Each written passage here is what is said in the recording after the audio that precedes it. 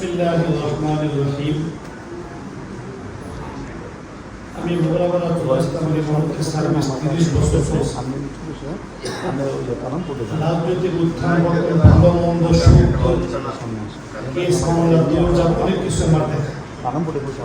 তো শরীর দিতে পারি না, দর্শক হিসেবে দেখছি। এখানে আমার ভাতিজা ফয়সাল সোনামন্দি গ্রামে তার বাড়ি, তাদের একটা সংগঠন আমাদেরকে দাওয়াত দিলে আমি 10 বার জিজ্ঞেস কিসের দাওয়াত।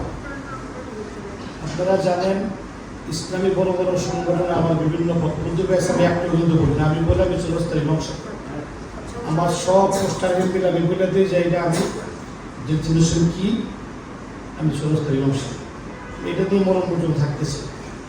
অনেক কেন্দ্রীয় পর্যায়ে ভালো ভালো বক্তব্য আমার আছে, আল্লাহ শুনলে আপনারা খুশি হিসেবে বলি। বলার উদ্দেশ্য 30 বছর এখানে আসি, এখানে লেখা হয়েছে বিনির্মাণ নয় আপনার সমাগমটা কেমন চান, সবাই মিল্লা চাই ঘরে ঘরে গাঞ্জা খাইতে খামো, এটা একটা চাওয়া আছে গণতান্ত্রিক অধিকার। যদি বলে সবকে মিলে চুরি করে করবো, এটা কিন্তু ভোট চাওয়ার জায়গা। আজকের প্যান্ডেল কিন্তু ভোট চাওয়ার জন্য না। আপনি আপনার প্রাণপ্রিয় মাতৃভূমি সোনাগড়ে আপনি কেমন চান, সুন্দর প্রস্তাব, সুন্দর সেবন, তাদের ধন্যবাদ জানায়। বাচ্চা মানুষ এত গভীর বুদ্ধি খুঁজবে। একটা কথা বলি, 2 নম্বরে দলীয় সমাবেশে বক্তব্য দেওয়া সহজ, কিন্তু সর্বদলীয় জায়গায় কথা বলা কঠিন। আপনার দলের বক্তব্য মুখাস্ত জানার সময় হয়ে না, আপনি যা করলেই চলে, কিন্তু সর্বশ্রেণীর লোক আছে, সর্বশ্রেণীর সামনে কথা বলা আসলে কঠিন। আল্লাহ সঠিক সিদ্ধান্তের কথা বলার তো বিদ্যান আমরা সকলেই বলি। 3 নম্বর বিষয় হইল, আমি জানি আপনারা কেউ কারবার চাইবেন, বিল চাইবেন, বিশ্বরোধ চাইবেন, ভোট চাইবেন, চাওয়াটাও স্বাভাবিক, পথ পদ্ধতি চাইবেন, রাস্তাঘাট চাইবেন, টেকনোলজি চাইবেন। আমি একটা জিনিস চাই, আমাদের সোনারগাঁয়ে বর্তমানে প্রত্যেক সামাজিক মসজিদগুলো অত্যন্ত উন্নত, আলহামদুলিল্লাহ। আলহামদুলিল্লাহ।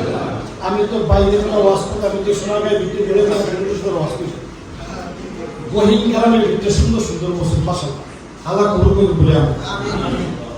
আসলে মসজিদের বক্তব্য যদি টাইপ না, আসলে ইসলাম ধর্মের মূল লেখাপড়া কিন্তু বক্তব্য শিখা যায়, বোঝা হয়ে গিয়ে আপনারা শিখা যাইব। এই যে এত বড় বড় হুজুরের বক্তব্য আপনারা শোনেন, দিন শেষে একদিন ছোট্ট করে যেটা পড়ছেন ওই বুঝি, ওই সুবহানাকাল্লাহুম্মা ওই মিয়াজ্জাহাতু ওই আনতারা, এগুলোই তো আমাদের মূল পুঁজি। এই জন্য প্রত্যেকটা বক্তব্যে যাহাতে সঠিক লেখাপড়া হয়, আমাদের সন্তানগুলা বড় বড় শিক্ষা শিক্ষিত, আমাদের আপত্তি নাই। মুহিদ্দিন হুজুর দিয়া কি সব কাম হইব, রাত্রে 3টা পর্যন্ত ওয়াজ করা, রসের কথা বসা রাখা সাহস লাগে, কিন্তু মেঘনা পেলে একটা পিতাকে আমার বুদ্ধিও হইব। আমরা যেটা নিব সব সমাজের লোকেরা আছেন, আমার ছোট ছোট ভাইয়েরা ব্যবস্থা চাওয়া আমার এখানে আসে না। প্রত্যেকটা সামাজিক মসজিদের সকালবেলা বক্তব্য যদি সুন্দর হয়, যদি লেখাপড়া সুন্দর হয়, নামাজটা সুন্দর হবে, সালাম কালাম সুন্দর হবে, বেয়াদ্দ পয়দা হইব কম। বক্তব্য যদি চলে বেয়াদ্দ পয়দা হবে কম। দেশ কিন্তু বেয়াদ্দ ভুলে গেছে, রাগ হয়ে নামার কথা। মানুষ কিছু হইলে রাজনীতিবিদদের বসে, মানে আপনি বলো ভালো মানুষ, আমি বলো ভালো মানুষ, আমার কোনো দোষ নেই। আমার দ্বারা আমার ভাই নির্যাতিত, আমার দ্বারা আমার বোন নির্যাতিত, আমার দ্বারা আমার সমাজ নির্যাতিত, হাজার প্রমাণ দেখাই দেবেন। আমার যদি বেশি বোঝাবার চেষ্টা করবেন, আমি 2 লাখ বাড়ায় কথা বলবো, এটা আমার সব দেখা ঘরে ঘরে ঘুরে। সর্বশেষ কথা আর একটা কথা বলবো, কালকে আমার একটা পথ জড়ি করে কেন্দ্রীয়ভাবে জড়াই দিচ্ছে, খতমুনিবোধ আপনার নাম শুনছি। আমি একটি সমস্ত আপনাদের মুসলমান হিসাবে আমাদের বিশ্বাস, আমাদের আকীদা, আমাদের ঈমান হইল আমাদের নবী সর্বশেষ নবী, সর্বশেষ নবী।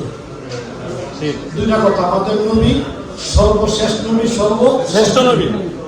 নবীজিকে সর্বশ্রেষ্ঠ নবী মানছে, শেষ নবী মানে নাই, ঈমান কি থাকবে না? জোরে বলেন না। নবীজির সমস্ত বিনপুত সবই মানছে। এই কথার লগে 1% আমাদের নবীর বড় একটা সেকেন্ড নবী, ঈমান কি আছে? যে কাদিয়ানি কাদের বলা হয়, যাদের সাথে আমাদের তফাৎ হইল, তারা আমাদের নবী যেগুলো নবী মানে, এরপরও আরেকটা নবী মানে। আরেকটা নবী মানলে কি ঈমান থাকে না? অনেকে বুঝতে চায় না কাদিয়ানির বিরুদ্ধে আমরা কেন কথা বলি। কথা এই জন্য বলি, আমি মোগরাবাদ চলে আসতে ইমাম, আমার মসজিদের কোনো দোকান নাকি হিন্দু না মুসলমান? হিন্দু। আমার অবস্থানে প্রাইভেট খবর দেওয়ার আমার মুসলমান বেঁচে ভালোবাসে। ঠিক। আমি কিন্তু আমরা কিন্তু হিন্দুর বিরুদ্ধে না, ভুল বুঝবেন। হ্যাঁ, হিন্দু হিন্দুর পরিচয় দেওয়া থাকেন, মুসলমান মুসলমান পরিচয় দেওয়া থাকেন। আপনি যে কাদিয়ানি মুসলমান পরিচয় দেওয়া সমাজে থাকতেছেন, অনেক সামাজিক লোকেরা না বুঝে আপনার ছেলের কাছে মেয়ে পেয়েছে। মুসলমানের বিপদ কিন্তু কাফের কাছে নেই।